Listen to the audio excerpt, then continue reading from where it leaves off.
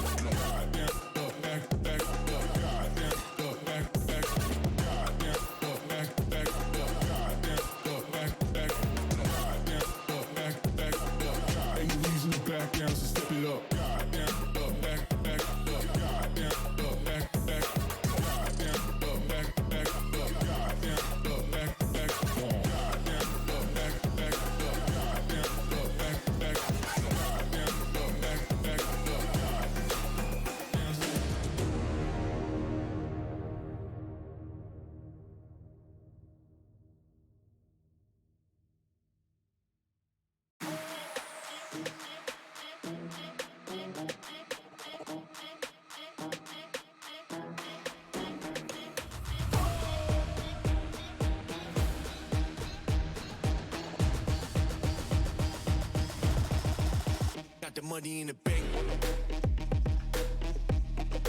Hit you with the bank.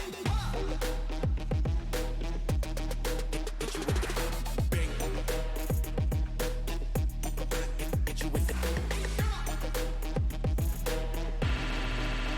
the 808.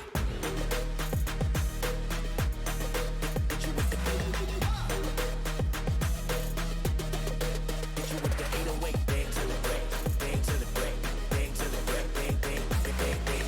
I'm a boss, and you know that I'm finna shine. Got the money in the bank.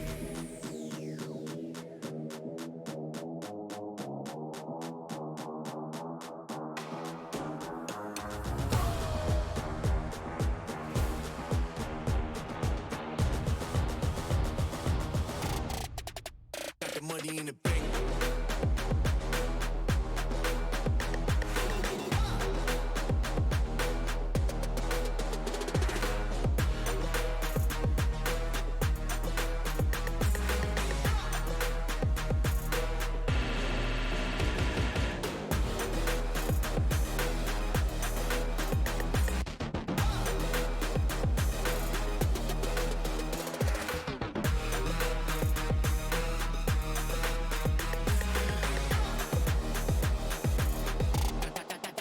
Got the money in the bank, bank, bank, bank, bank, bank, bank, bank, bank, bank, bank, bank. Got the money in the bank. Hit you with the 808. Hit you with the. Hit you with the bank. Hit you with the. Hit you with the 808. Hit you with the. Hit you with the 808. Bang to the break, bang to the break, bang to the break, bang, bang, bang, bang, bang. I'm a boss, and you know that I'm finna shine. Got the money in the bank.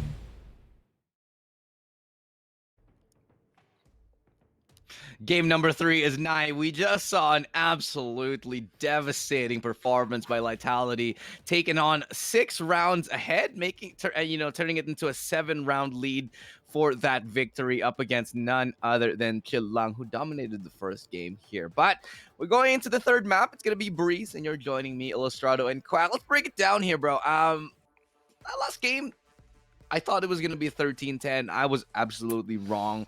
What went right for Lightality, Estelle, in that one? 100%, like we said, it's the duelists. They stepped up. You got Hearth on the operator. On the defensive side, she's really locking those places down. And then again, it's tough for Chilang to find semblance of map control. And on the other side, Bielorino, she's top fragging. She's the MVP of the game. 23 kills, if I remember correctly. And she's just showing that, maybe Bind just wasn't really a familiar place for her. But Ascent. Now that's where she really knows how to play.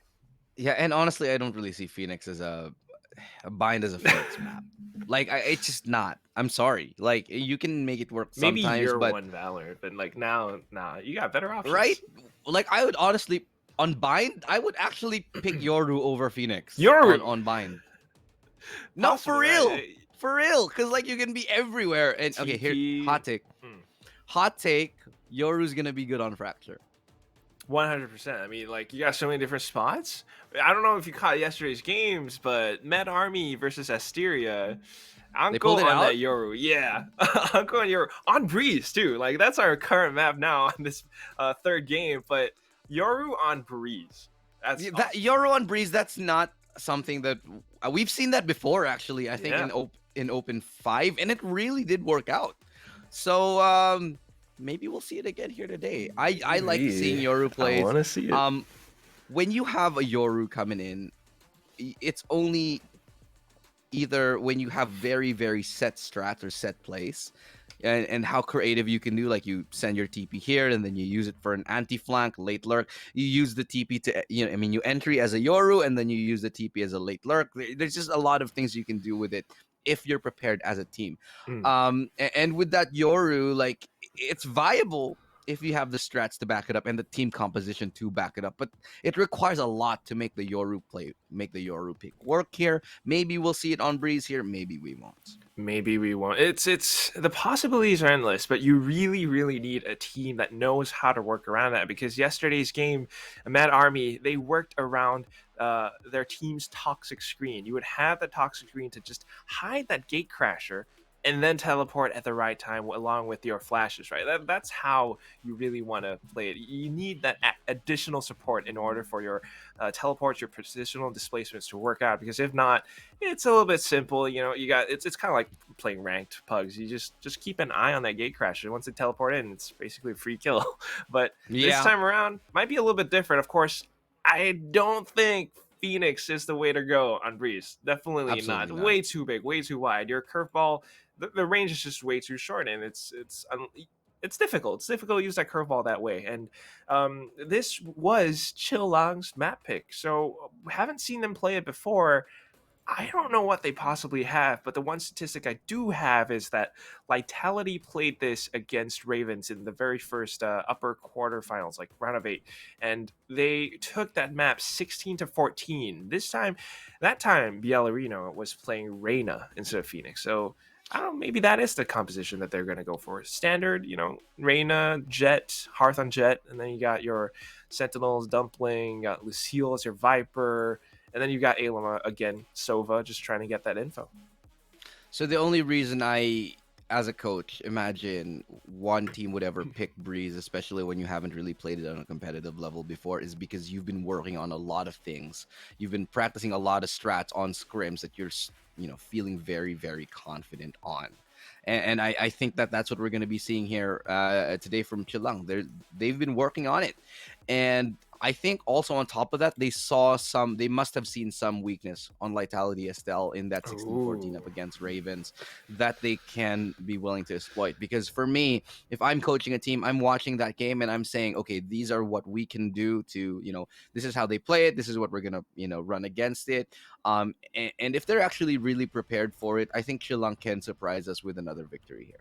Maybe. I mean, if you see that your opponents are running like this ice type team Pokemon, you pick fire. You go in super effective. Maybe that's what Chillang has in store for us on Breeze, and I certainly hope that's what they've got. But it again comes down to how they really play this map. It's such a big map that almost anything can happen. If you have those strats, but you don't win your gunfights, you don't win your duels, you just somehow whiff shots back and forth, it's not going to work out the way that you want to. But seeing how Chillang has been playing so far, I mean, even though they did lose Ascent, Makasi and the rest of the squad, they're exceptionally sharp. How many ducks do you have? Great question. There's like 1 here, there's 3 here. I'm pretty sure I've got a lot more somewhere. I got a whole duck army. It's not mine really. It's my mom's. But I'm just borrowing them for decoration. There's a very famous Redditor along those lines who I will not mention. Yeah. Okay, that's definitely a lot of ducks. We've left there. Yeah, a lot of ducks. I'm not that Redditor. No. Here's the question. Would you take a duck to a LAN? To a LAN? Yeah, to a LAN. Like if you're on stage, like let's say you're casting, like let's say we do this on LAN next year. Ooh. Would you take a duck onto the panel and I've thought about it before. I want to get I think you should. A duck that's small enough. I can just hide it in my pocket, like just keep it here. And just wear it as a pocket square. I dig that. That's cool. And I won't even like recognize that I have a duck. I'll just like, yeah, totally normal. Just casual duck. I'm just here. Yeah, well, let's see if they pick out time for some duck goose as we go into Agent Select. You're gonna be trying to pick out the maps, the agents rather, here on this map on Breeze. So standard compositions Oh, all boy. around. I don't really see anything crazy. Cypher? I mean, Cypher's fine. Cypher instead of I- Sage?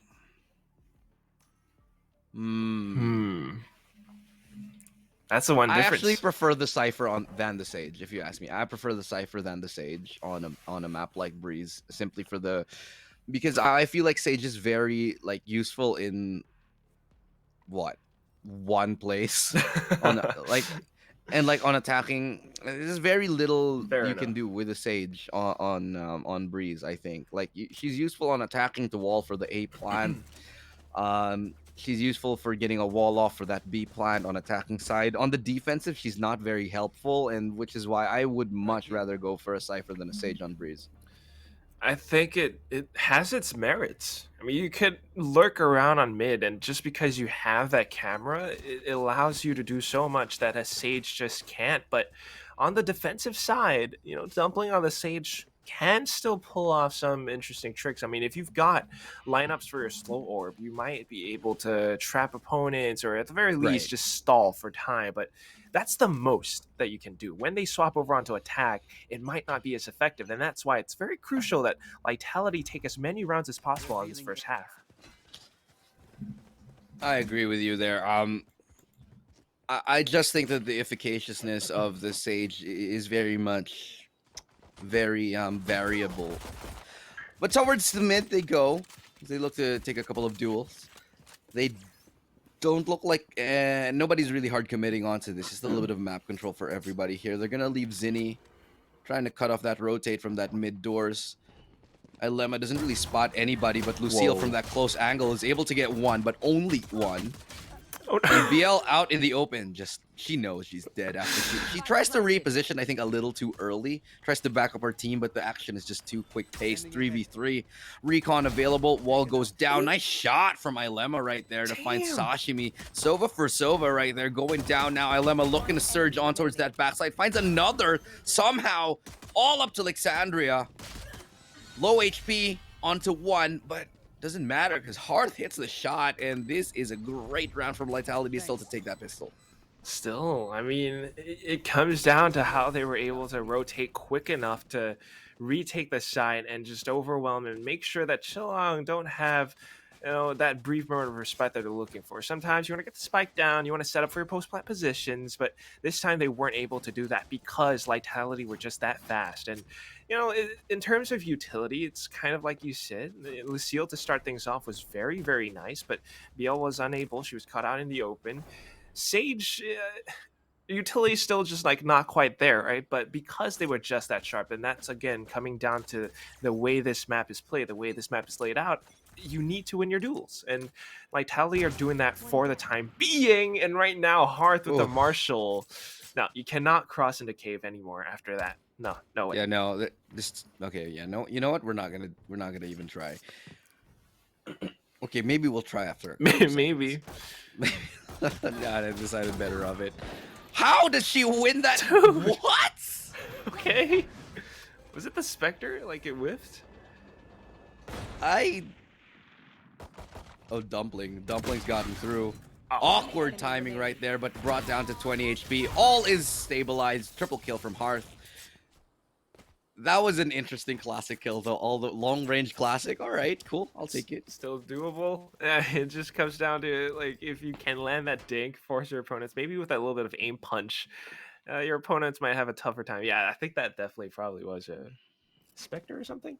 She tried to like sidestep back to the left, right? But she just kind of whiffed a little. Still, they win the round regardless, and that's why they're able to buy back up with the Spectres. You still got Hearth on the Marshall, and she has been sharp with that thing. It comes down to Chillong with their full buys. Do they have the executes that they're looking for? They're headed towards mid currently, but the Recon Bolt gets destroyed from Ilema. Mid default just to get information, but on the other side, on the defensive, they're creeping up. Looking for control over elbow. So that's three players from that defensive side, from that CT side, pushing in all the way. They got a double push coming in through. This actually could be very vital here. Dumpling they know where she is. And so with that mid being so open, Meitu easily cleaning up that kill. Okay, that spray goes a little bit haywire, but doesn't matter in the end because Meitu is able to level things out and find that kill. Now a 3v5 here, working their way towards that mid area. Ilema knows that trouble is brewing right around that corner, and they actually managed to find that kill. Alexandria goes down 3v4. Still, Recon does come out, will allow them a little bit of an access path towards that side, but can they land the shots necessary? They identify two, but they only get one, as it's now going to be a 2v1 here. Mikasi's good to close the round, and that's going to be a very expensive victory, but a victory nonetheless for Chilang. And that's what they were looking for. They started things off with the owl drone from Sashimi. And I think it really happened because they heard that Sage Wall being deployed by Dumpling. Knowing that it's probably going to be that boosted spot, they check it out, they see it coming in, they go in for that split push. Like, there's no way that Dumpling was able to flick around 180 just to secure herself. And that really allows for Chilang to get control of his site and spike down. And by that point, without the weaponry, it was a little bit tougher for Lightality to come in and retake the site. So back into the next round we go. And now that both sides have full buys, it's a lot more possible for Lightality to stop the pushes from coming through. But still, they're just going to rush in along with that Lear. I mean, they have to go hard. They have to go fast. They don't have a lot of utility to slow play. They can't really burn out as much utility. Oh, what a shot right there from Mikasi. Just a quick tap and a fade away as she pushes closer. The double swing. Mikasi's not missing a beat. Doesn't lose a single duel. Oh, no! Loses that one, though, because it's a double right there from Yell. And that's going to be now Lucille to clean things up from the back. Now they're pinched onto the side. Time is ticking away. They do have enough to play for the lineups, though. Like you said, Alexandria already going to go for it right here. Sliver to watch her back. Can they actually do it? The Viper Spit is available, but they're saving it for the next round. Here comes the combination, the lineup. They get it to half, but it might not be enough. No! Oh, no, it doesn't land. The lineup was off by a hair. And Lightality Estelle, they stick it through.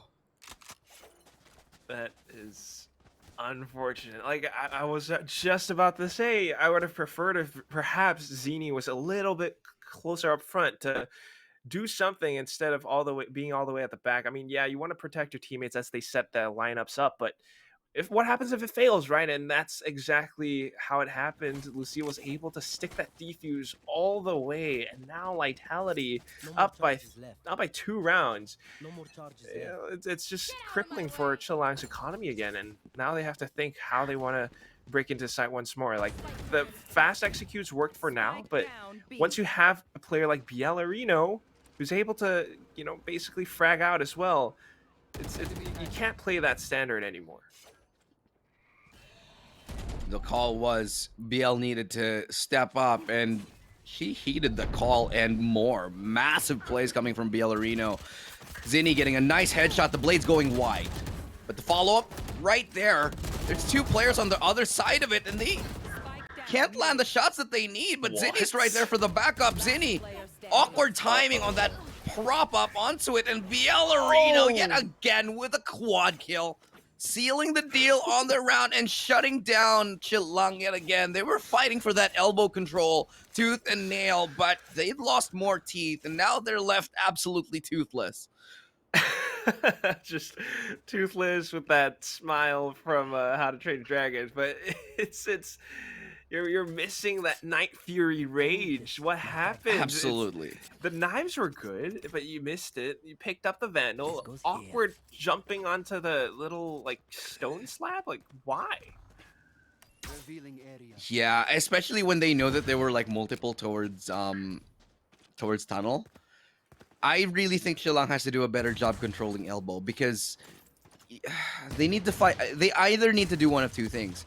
They need to either give up elbow and wait for the push and counter push elbow, or hard push onto A or towards, hard push towards A and leave somebody to watch for it. But it's just not working out for them. It's not getting the right reads here.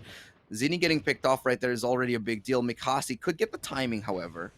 Onto one rotator. In fact, lands a beautiful headshot onto one. That's all she gets up until she's sniffed out.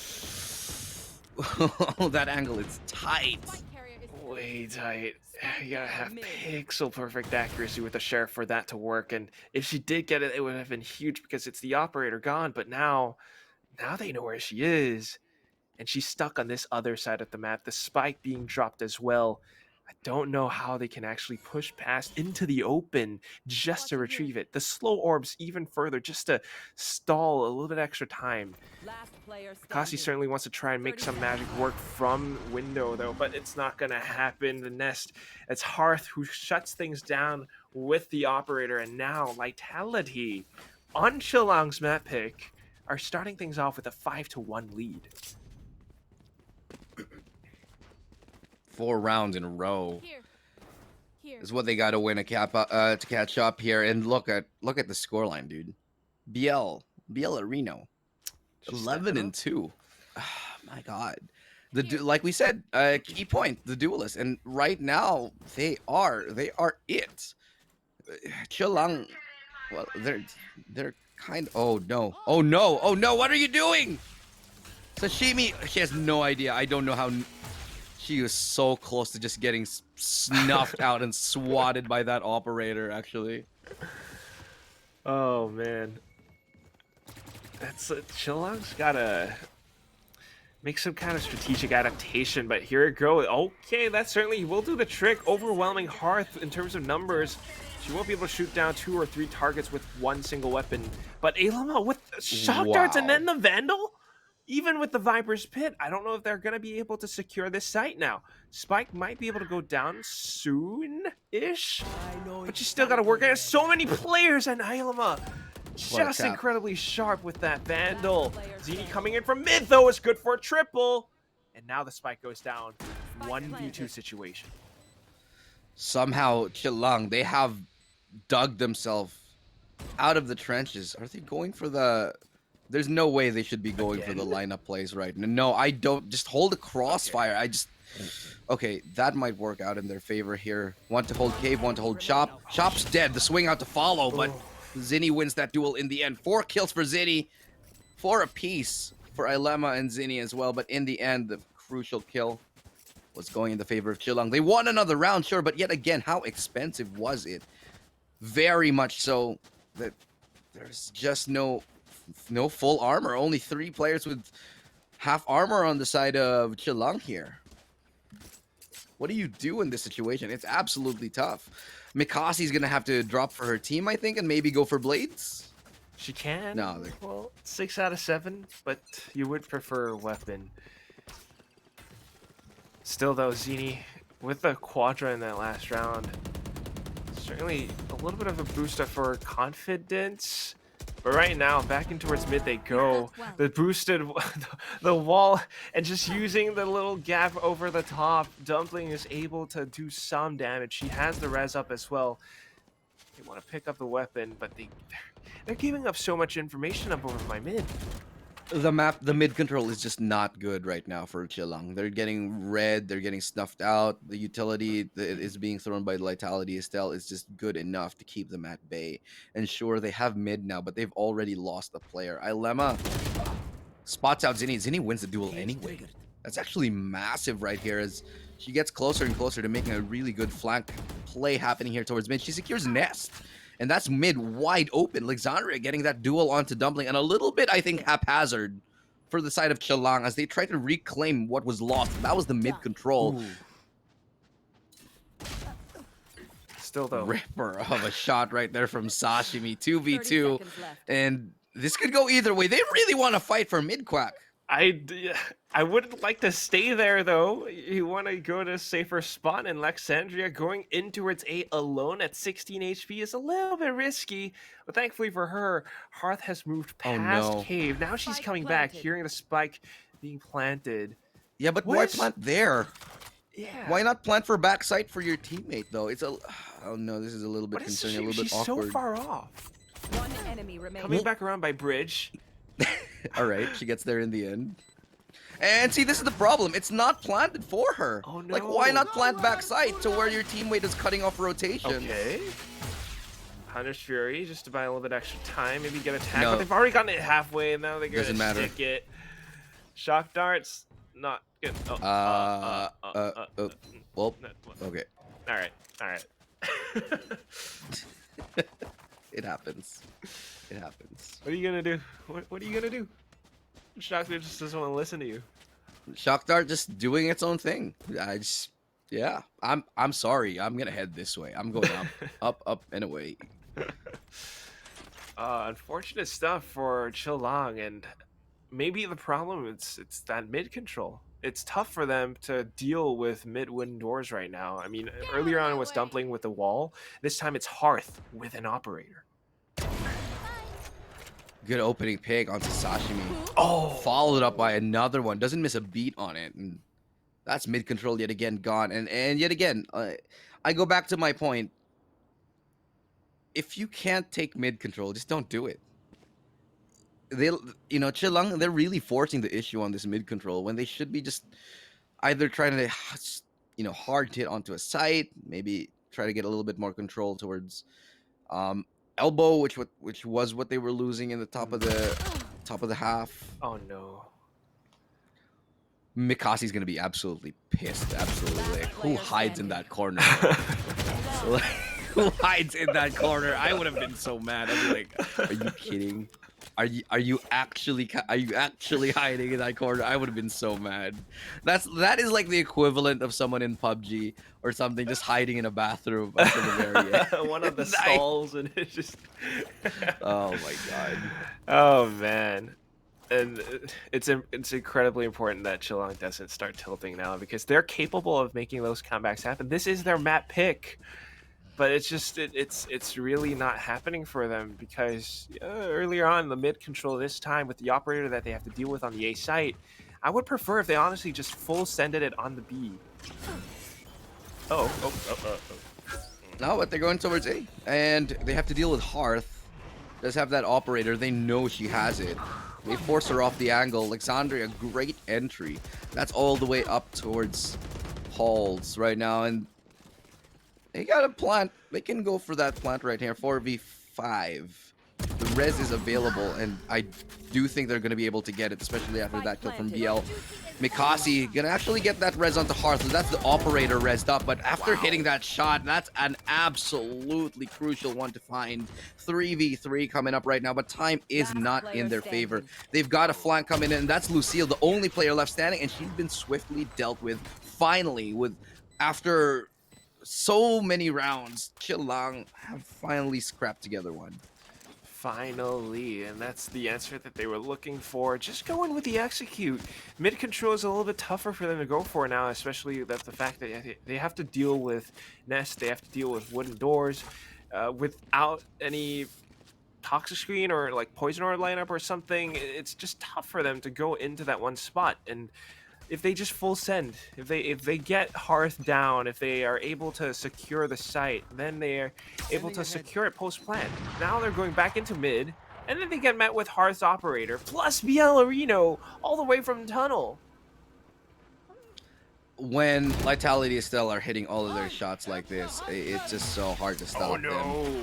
That's the Hunter's Fury. It's absolutely perfect to land.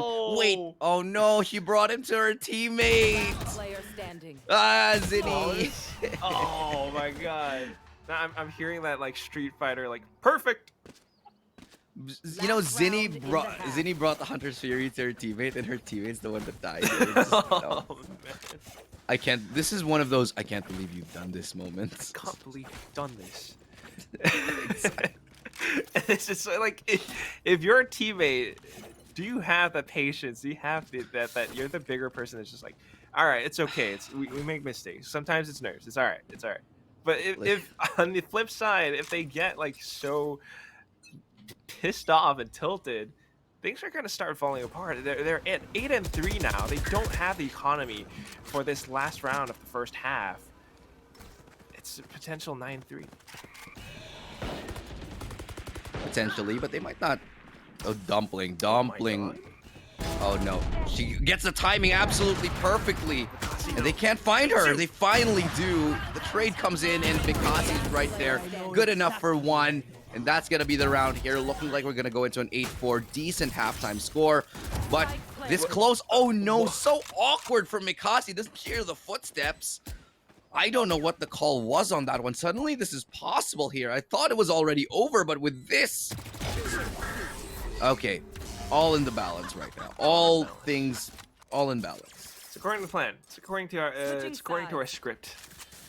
It's going all right. It's going all right. It's a little bit amazing that they were just able to waltz on towards the A side. Makasi, But she with was the running. ghost finding kills, but yeah, this one was. I don't know. Maybe she wanted to. Maybe she thought Maybe she was getting so comms in her ears. I don't know, but Yeah. like, you should have been hurt. She should have heard that running though, that close. Not sure.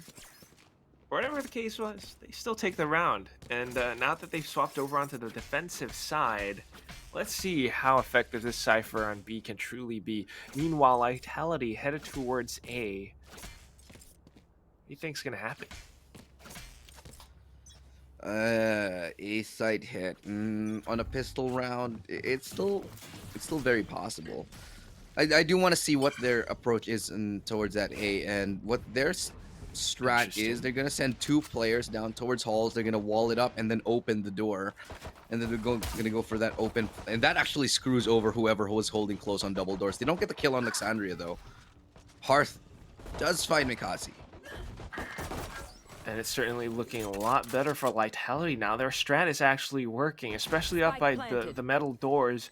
There's a lot of considerations for Chillang just to try and retake. But what they don't expect is Meitsu coming in from cave, and she will be able to land that first shot. Tries to get the flick on towards Lucille, runs out of ammo, down to 9 HP.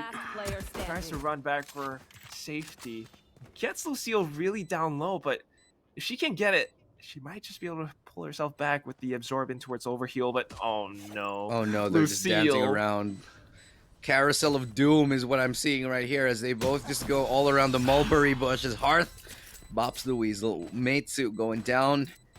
2 players standing on that side, and this is a massive advantage. Lightality is still, they cannot let go of the gas right now. And I don't think they will. Now they have the economy, they have everything that they were looking for.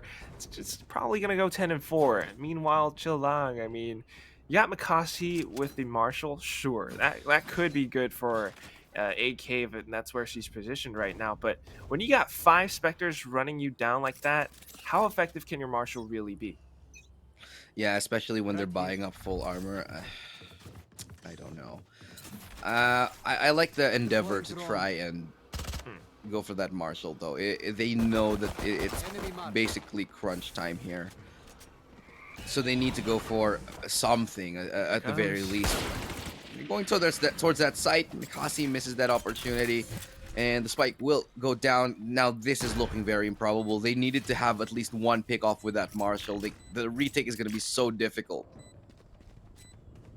Just because of the wall and the pyramids, and look at how Dumpling has positioned herself, looking for the player jumping up on the wall now, but it's not even necessary. You got Hearth, you got BL, and they're just hiding right by the other side of the pyramids with their Spectres. These close-range duels are going to be tough, but the right clicks and then the recons, they've managed to turn this back into 2v2, but it's going to be Dumpling plus Lucille. They have that firepower. They're just going in and peppering them full of bullets. Lightality walk away with their 10th win. And now it's time for Chillang. They need to come back. It's now or never. It's make it or break it. 4 rounds is all Chillang has managed to pick up thus far. And now Mikasi's even only on a Sheriff. Oh man, I don't know whether that was a tilt buy with a Marshal, because you know she needed to make something happen, but they needed to be unified with this buy here because they don't have a lot of rounds to spare. There's only 3 rounds before Lightality win the map, and 6 rounds apart. That's a long way to climb. You need to be absolutely perfect if you want to make this happen here. Hearth, aggressive peek. Sashimi's ready for it. She managed to dink her down to 52. Right now, though, Mikasi, it's not looking too good for the girl who was fragging incredibly well on the first map, and now Lightality seemingly figuring out that B is the weaker side. They want to make their way in, but Lexandria will put a stop to that madness for the time being. They do manage to, I'd say, bring balance into this game for now. 3 players standing on both sides. Swing out from the opposite side. Lexandria is able to get that lockdown onto Hearth, and Ilema And the crossfire is good on towards that B site. The backup is strong, and Chillang managed to find himself a little bit of a silver lining on what appears to be a very dark cloud. 10-5 right now, but again, that was just the bonus. Lightality are happy to give it away as long as they made it expensive. And well, not too expensive, not for now at least. It's a little bit better for Chillang, but again, they need to repeat that same magic, and we need Makasi to just get herself back together. Right now, she's in towards the A site, and that is where Lightality has found success so far. This time around, if she holds this perfect off angle, if Lightality's execute starts to falter, Chillang might be looking at another comeback. Yeah, the comeback, I wouldn't say it's out of the realm of possibility, but it's definitely going to be a stretch here, especially when there's 5 rounds away, the economy isn't too good. Good recon dart, though, to slow the plant here. Zinni going to try to work her way around the wall. Will actually get the drop on to BL, and that's the top fragger out of the picture already. Hunter's Fury deployed. Can it find anyone? It does make a connection, but can it find a kill? Doesn't look like it for now. Ilema, the last person in this 4v1. Just doesn't have the... Oh my god, she gets the lineup, but it will not matter as the round still goes to Chillang, and they've managed to find 2 rounds in succession. And this is starting to look a little bit better. 4 rounds away. 4 more rounds just to bring this back and even out the score, and they could do it. And of course, again, this is the last map in this best of 3 series. Whoever loses gets sent out and, knocked out of the tournament, and along with that goes their chance at making it to FSL Elite. So they really, really need to have their shoelaces and pull up their socks, and maybe, just maybe, now with the broken economy on Lightality's side, they might just be able to bring this back even further. Still, the Lightality not just going to back down without a fight. They're going in towards elbow, where Makasi is looking a lot better now, waking up into the game. Zinni waking up as well, up over by mid wooden doors. They got full control over this one spot, and Hearth, with nothing but a Marshall in her hands, is actually still able to do some damage. Okay, all right. Still, 1 kill, not going to matter all that much in the grand scheme of things, but... Lightality is still, they have everything they want in this round, and it is Chillang building a little bit of momentum, and we know what happens, man, when they get that momentum on their side, when they start hitting those ridiculous shots. This is what you get. And on a map like Breeze, dude, on a map like Breeze is where those headshots will count the most. Certainly will. Right now, what is Hearth's game plan? I would prefer she perhaps just went for the alt orb, because now, why not just pick it up? But why not? 6 HP, and I don't think a weapon is retrievable for 30 seconds left. Maybe, but Alexandria is up towards tunnel, and they're probably watching the angle as well. She's getting a little bit inquisitive now, headed now towards in towards mid, where she probably will get spotted really quickly. That's gonna be the round right there. And 3 rounds away, Chillang making this comeback happen. It was looking perilous, to say the least, but now they have managed to, I'd say, get themselves a little bit of breathing room. Still, there is very little room for error, however, as again, 3 rounds away, an economic reset could just be the nail in the coffin. And so, Chillang, they're going to have to keep their economy clean. Fortunately, they have a lot in the bank, save for Alexandria, who is dirt poor for now. for now, it's okay. They win this round, you got a little bit in your bank, but Lightality are looking to change things for the time being. If they can put a stop to Chillang's momentum, things might be very, very different.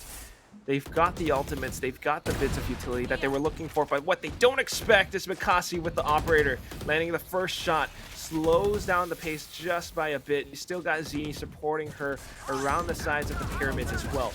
Hopping up over, they get the recon vault, they get the Hunter's Fury, making them dance all over the floor.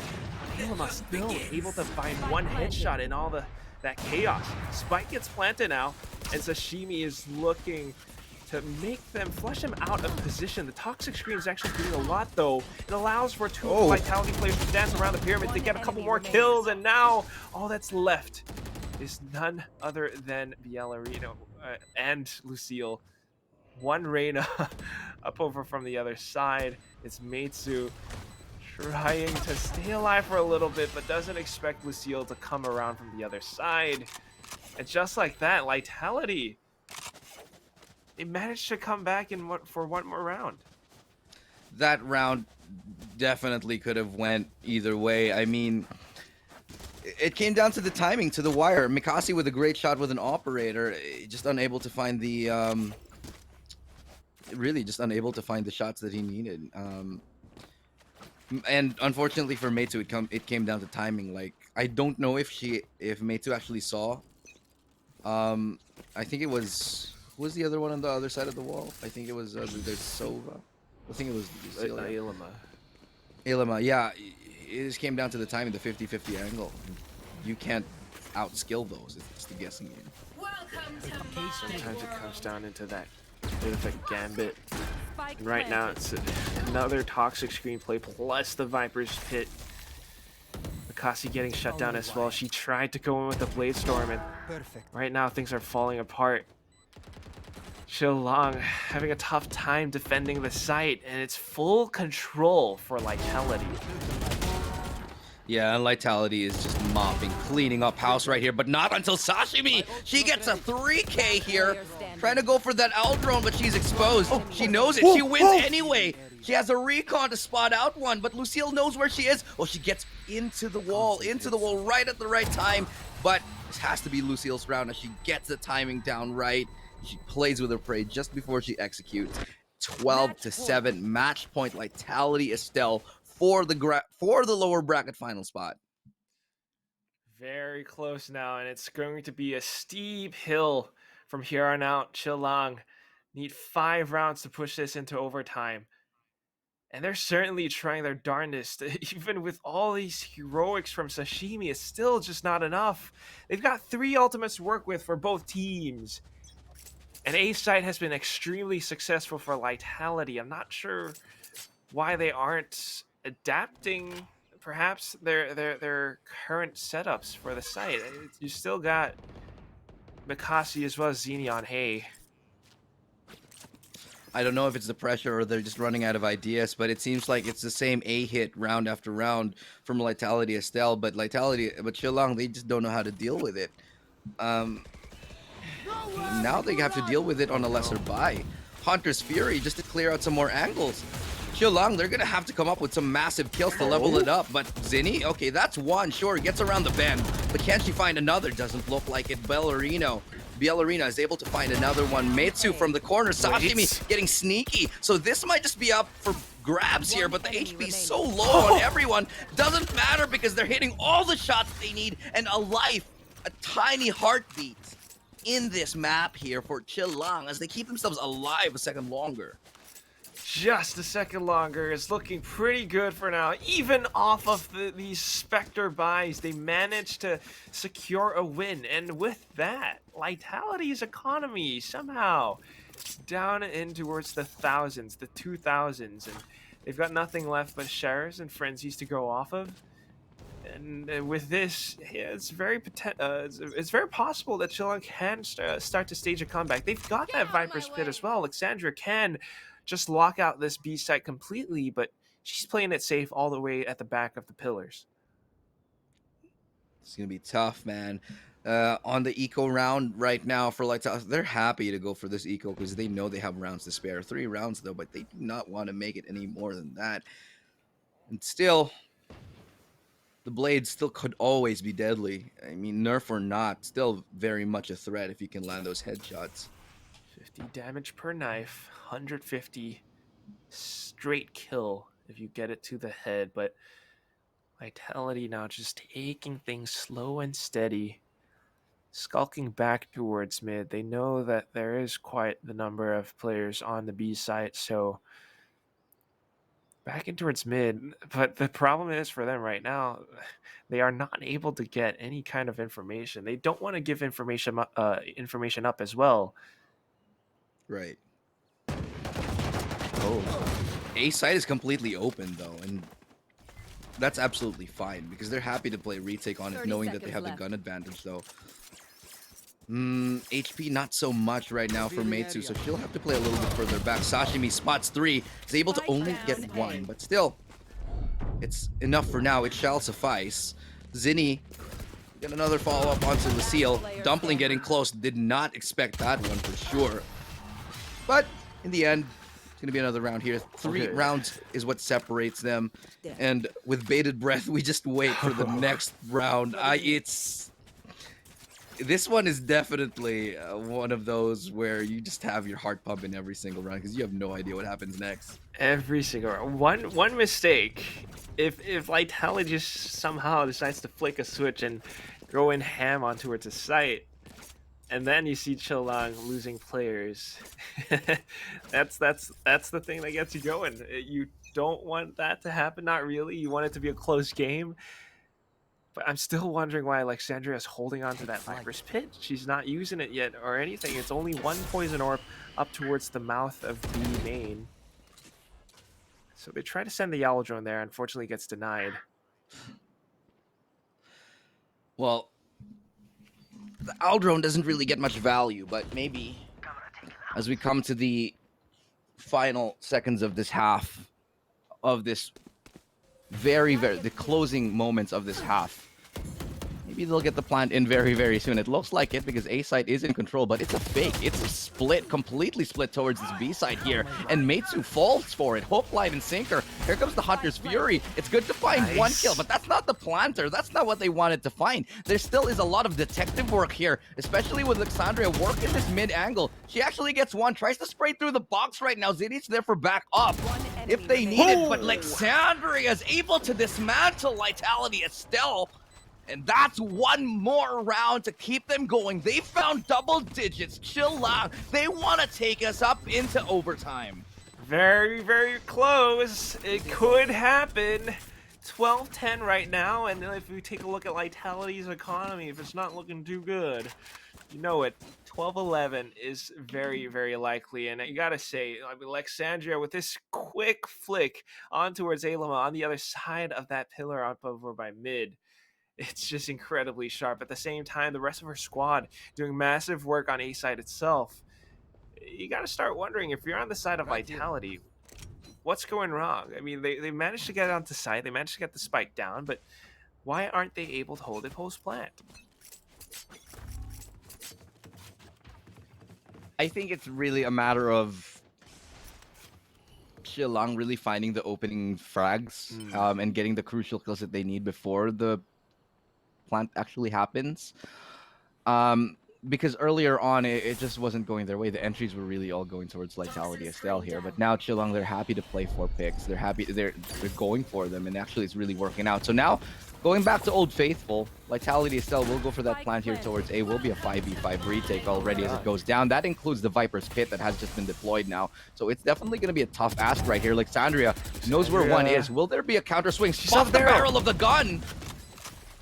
She goes in for the reload. Now, what do you do against? I mean, this is what Tanya has been talking about. Against another domain expansion, you got to do the same thing back to him. Alexandria sprays in. She's good for the second, but not the third. Gets taken out instead.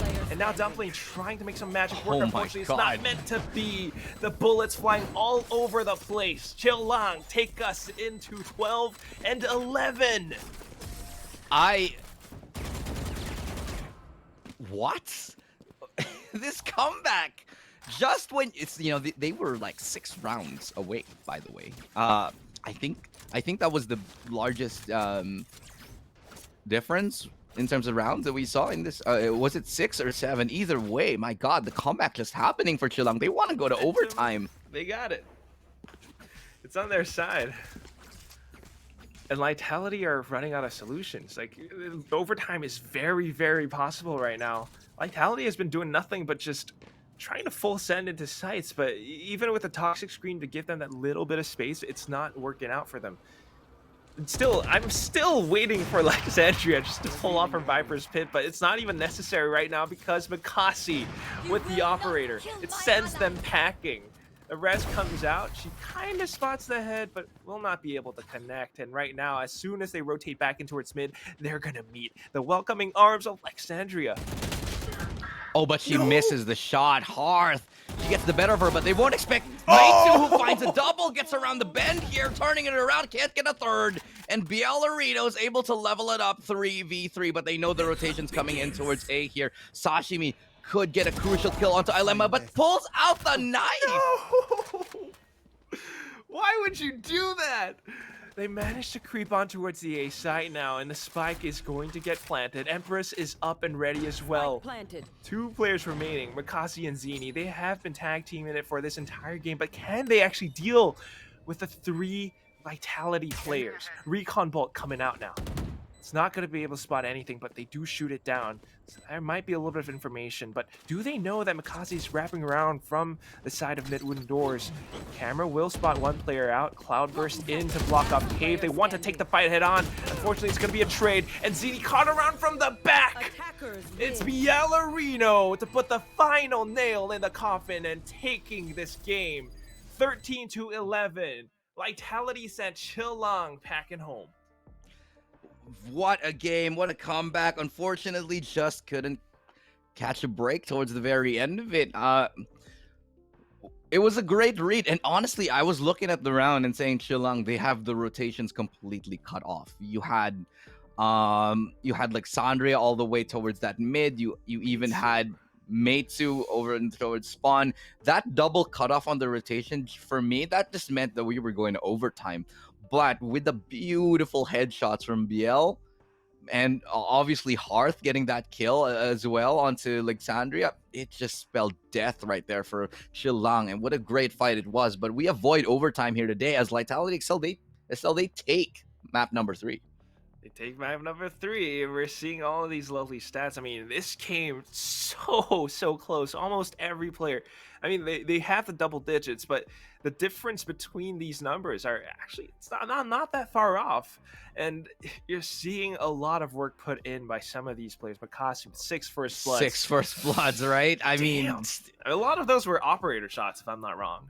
Yeah, they were. I think a number of them were on the defensive side towards A with the op shots, but still, man, 6, just the work that Mikasi was doing in that game, absolutely amazing. Not everybody, however, came to play. A couple of outliers here, Dumpling and Alexandria at the very, very bottom, but they're the support players, not too far behind, actually. 15 and 16 for Alexandria and 12 to 19 on Dumpling. In all honesty, nobody really falling too far behind. It was pretty much a great game all throughout for both of these teams. It just came down to the wire. Again, a lot of those rounds came to timing, came to 50-50 angles, came to checking.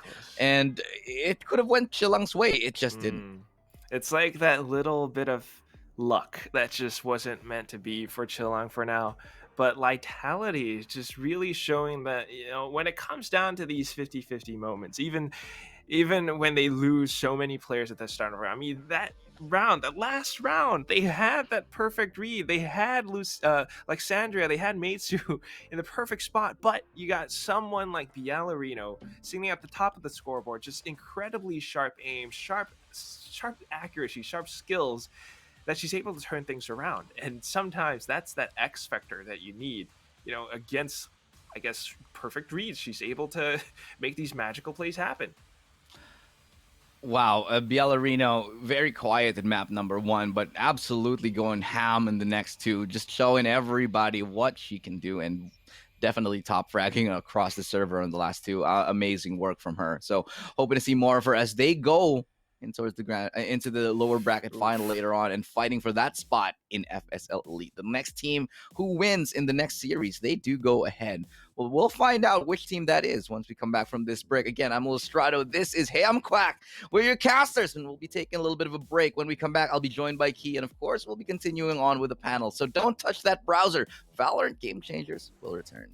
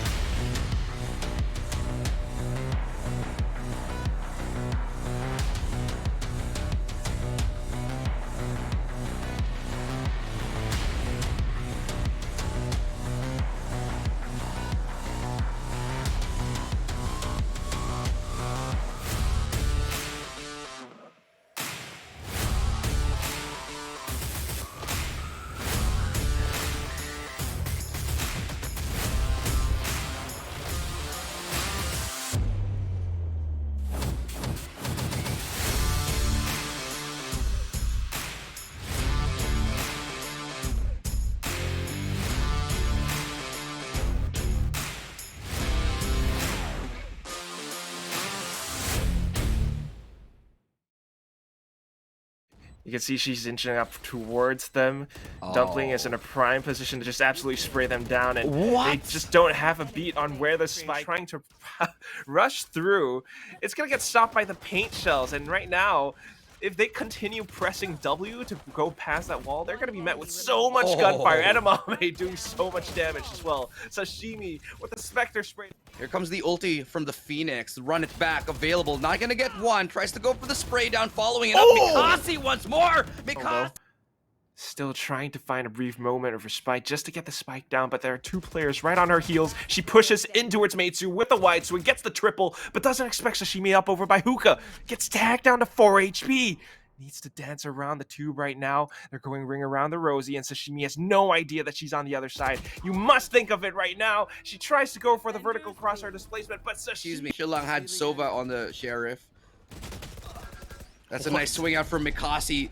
Beautiful hit onto Ilerma. Zinni's good for another one. Mikasi finds the second, and they're swarming onto site. BL all alone fighting two.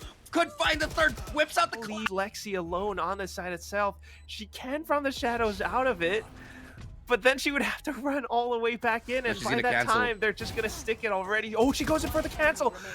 Okay. On it, and it has to be a miracle if they want to come back into this one. Spike does go down. That's a great kill from Alexandria, and the Odin is just doing work.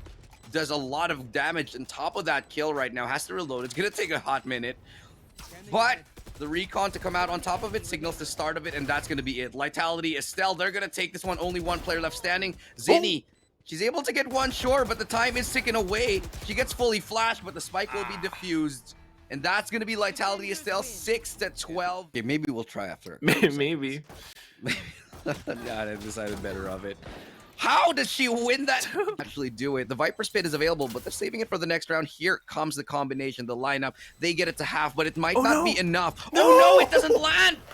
The lineup was fun, and that's gonna be the round here. Looking like we're gonna go into an 8-4, decent halftime score, but this close. Oh, next chance to find a kill. Doesn't look like it for now. Ilemma, the last person in this 4v1.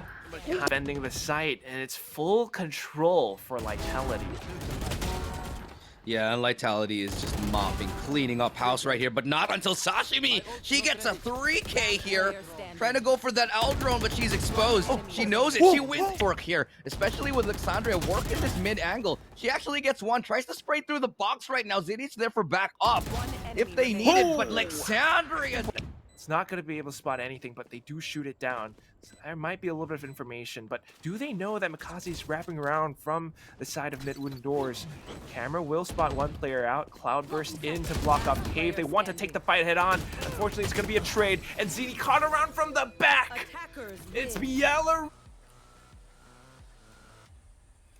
Welcome back, everyone, to the VCT Game Changers Southeast Asia FSL Wildcard Playoffs. We're on our final day, and this is where all the women have been putting on savage performances with their mad raving skills. Now, I am Tanya May, live here in Singapore, and I am joined by a friend who seems to spend a lot more time with me on broadcast than in-game playing Valorant, and it is none other than Kentrol. Hey, I'm Quack. I apologize. I don't know. We haven't been online at the same time, but... it happens. Yeah. It happens, but low-key disappointed, but sure. Now, Kentrol, because you have not been playing Valorant with me for a while, I have to make sure, that you are up to date, you have your knowledge, you're refreshed. And I just want to know, what do you think is one of the most important aspects of Valorant? I mean, one of the most important aspects is definitely you need to gather intel. And that's like, if you don't have intel, how are you going to figure out where your opponents are? Mm-hmm. Now, once you gather intel, I mean, what do you do, right, as a team? Oh, you definitely need to, you got intel, you get to figure out where opponents are, but if you only have intel, how are you going to shoot them, right? You need to spend some time in that secret lab, just to try to, like, hit some targets, practice your shooting a little bit, recall control, something like that, and then you might be able to perform a little bit better. Wow, yeah. In that secret lab, a lot of strategies are made.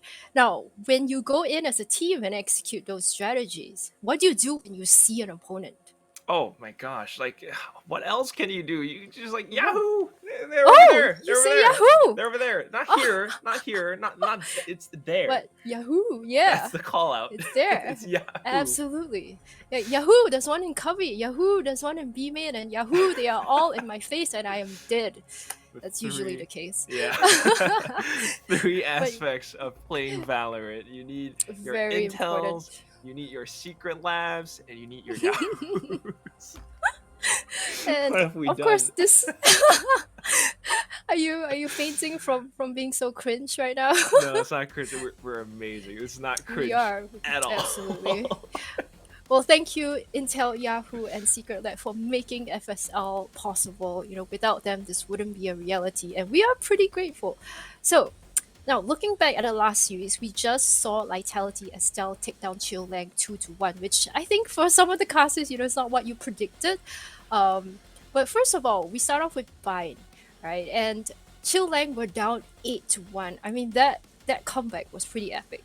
It's so amazing the way that they were just able to gather themselves. Maybe on the first half they weren't performing as well, but somehow towards the second half something just clicked in their heads and they figured out how to play on the map Bind, and that's amazing. I mean, it is their map pick, so it seems like it's something that they've already have planned in store, and at the same time Lightality with their Brimstone pick, it somehow just kind of fizzled out towards the end. On the attacking side, you would think Brimstone, you would have a lot of executes that worked out, but I think it came down to the duelists. Sometimes Ballerino on the Phoenix, it wasn't as effective. The curveball didn't quite connect, or sometimes you end up flashing yourself or your teammates, and things like that happen. But it's really the fact that Shillong figured out how to capitalize on that. You got players like Mikasi really stepping up and top fragging here and there, even though she's on like different agents like Cypher.